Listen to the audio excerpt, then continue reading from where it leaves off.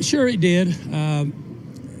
The conditioning for the players, an extra week in the weight room, another week of the early morning runs, the grind that we put them through was more important. Coach has been here enough, and with him adapting to our system, it was pretty easy for him to adjust. There's a lot of similarities with what we were doing that he was doing or has done at some point in his career.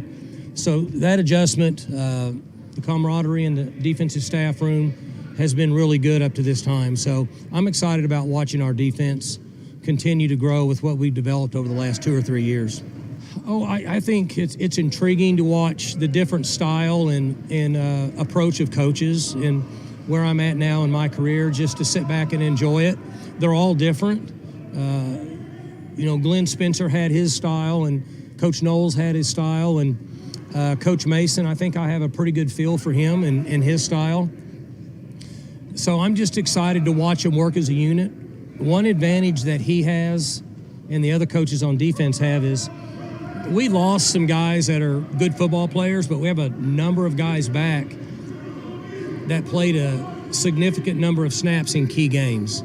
So for the most part, we just need to guide the ship in the right direction. Don't confuse them and let them go play. And I think Coach Mason is a very humble person who's been through a lot in his career. He understands that, and I think he'll work well with the players. What are some of those challenges that Derek has in terms of not just implementing his defense and settling in, but doing it with a lot of new faces kind of settling in? It's not really as many new faces, based on what I said. The guys that are going to be out there played significant snaps last year. And we're running Oklahoma State's defense, just like we've always run Oklahoma State's offense. We hadn't changed that in 12 years. He's going to put his twist on it that makes it comfortable for him to call plays on game day. And then he'll adjust with our staff. I see them working very well together. And so it's going to be very similar to what we have, because it's easy to teach one person to speak a different language than it is to teach all those guys that have been here.